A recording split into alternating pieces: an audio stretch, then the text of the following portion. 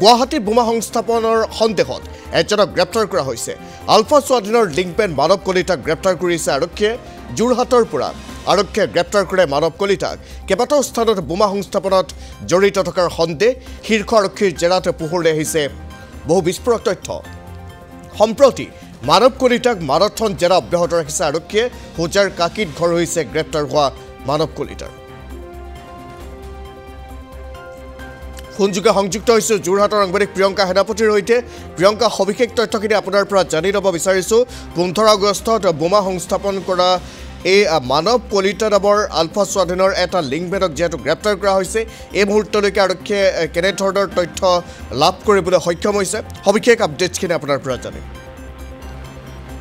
চাওক, মানৱ কলিতাৰ বিষয়ে যদি ক'বলৈ যোৱা হয়, মানৱ কলিতাই আচলতে 3 ছেপ্টেম্বৰত যোৰহাটৰ তিতাবৰত সাৰদা চাহ ফেক্টৰীত ধন দাবী কৰিছিল আৰু তেওঁলোকে সংগঠন চলাবলৈ অসুবিধা হোৱা বুলি সাৰদা চাহ ফেক্টৰীত ধন দাবী কৰিছিল আৰু 3 ছেপ্টেম্বৰত সেই দাবী কৰা ধন নিবলৈ আহিছিল মানৱ কলিতাই।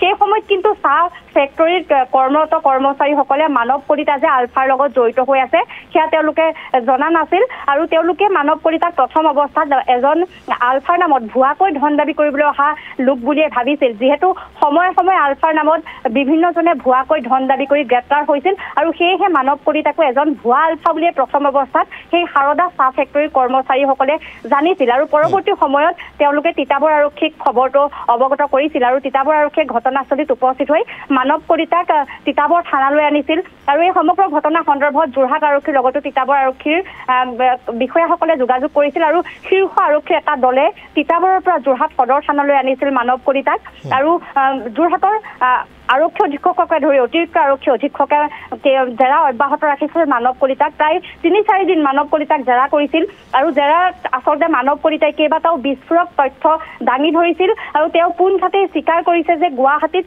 15 আগষ্টত যি বোমা বিস্ফোৰণ হৈছিল সেই বোমা বিস্ফোৰণৰ লগত এই মানৱ কলিতা জড়িত হৈ থকাৰ কথা আৰক্ষীৰ আচলতে জেৰাত তেওঁ স্বীকাৰ কৰিছে আৰু আৰক্ষীৰ শীৰ্ষ সূত্ৰই জনোৱা মতে মানৱ কলিতাই গুৱাহাটীৰ এটা নিৰ্দিষ্ট স্থানত বোমাসমূহ থৈ আহিছিল আৰু সেই স্থানৰ পৰাই আচলতে কেইবাটাও স্থানলৈ আলফা স্বাধীনৰ হৈ কাম কৰা লোকে বোমাসমূহ নিছিল আৰু তাত স্থাপন কৰিছিল। এইসমূহ কথা আচলতে মানৱ কলিতাই স্বীকাৰ কৰিছে আৰু শেহতীয়াকৈ কেইবাটাও তথ্য বৰ্তমান সময়ত আৰক্ষীয়ে সেই তথ্যসমূহ প্ৰকাশ কৰা নাই যদিও বহু বিস্ফোৰক তথ্য আৰক্ষীৰ আগত প্ৰকাশ কৰিছে বুলি জানিব পৰা গৈছে আৰু গুৱাহাটীৰ পৰা আৰক্ষীৰ এটা দল আহি শনিবাৰে মানৱ কলিতাক যোৰহাটৰ পৰা গুৱাহাটীলৈ লৈ যোৱা হৈছে।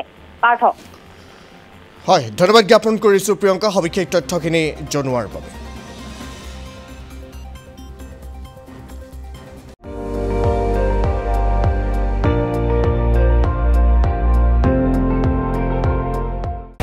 আপুনি চাই আছে ND24, সৰ্বশ্ৰেষ্ঠ নহয় সৰ্বোত্তমৰ দৌৰ।